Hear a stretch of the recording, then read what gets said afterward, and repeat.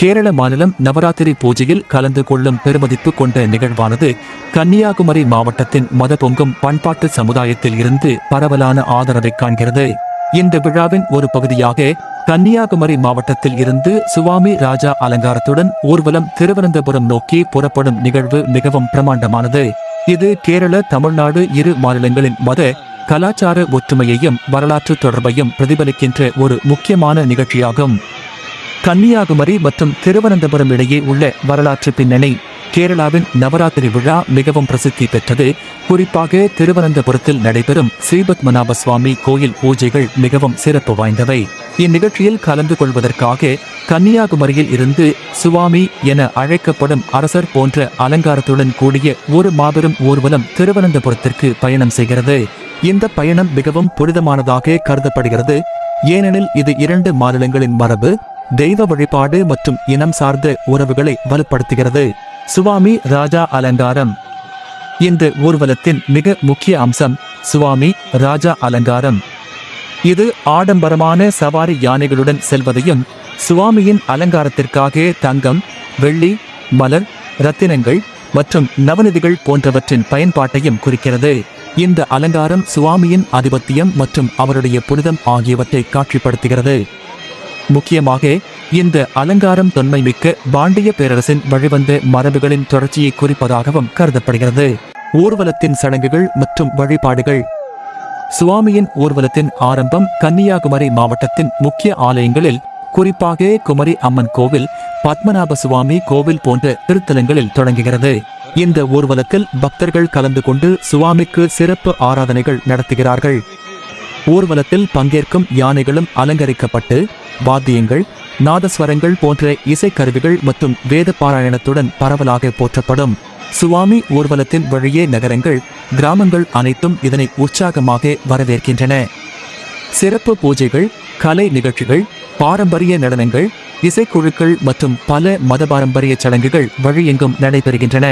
நவநீதம், திருநீறு, மலர்கள் போன்றவற்றால் அலங்கரிக்கப்பட்ட சுவாமி வழிபாடு தொடர்ந்து தற்சார்பாகவும் நடக்கின்றன. திருவனந்தபுரத்தில் வரவேற்பு. கேரளாவில், குறிப்பாக திருவனந்தபுரத்தில் சுவாமியின் வருகைக்கு மிகப்பெரிய எதிர்பார்ப்பு உள்ளது. திருவனந்தபுரத்தில் சுவாமி நகரத்தில் வருகை புரியும் போது ஸ்ரீபத்மநாப சுவாமி கோயில் அறப்பணை குழுவினர் மற்றும் அங்கு உள்ள அரச குடும்பத்தினரால் மிக பிரம்மாண்டமான வரவேற்பு அளிக்கப்படுகிறது. இந்த வரவேற்பு நிகழ்வுகளில் பங்கேற்கும் அனைவரும் மகா ஆராதனை, தீபாராதனை போன்ற புனித சடங்குகளில் கலந்து கொள்கிறார்கள். இந்த நிகழ்வில் பங்கேற்கும் பக்தர்கள் கன்னியாகுமரி மாவட்டம் முதல் திருவனந்தபுரம் வரையிலான முழு பயணத்தை மிகவும் பக்தி பூர்வமாக மேற்கொள்கின்றனர். ஊர்வலம் திருவனந்தபுரம் வரை சென்ற பின்பு அந்த அத்தியாயத்தின் இறுதி நாளில் சுவாமி மறுபடியும் கன்னியாகுமரிக்கு திரும்பும் வழிபாட்டு பயணம் தொடங்கும். கலாசார ஒற்றுமையும் பரம்பரை முக்கியத்துவமும். இந்த சுவாமி ஊர்வலம் கன்னியாகுமரி மற்றும் கேரளா இரு மாநிலங்களின் கலாச்சார உறவுகளுக்கு பொக்கிஷமாக கருதப்படுகிறது.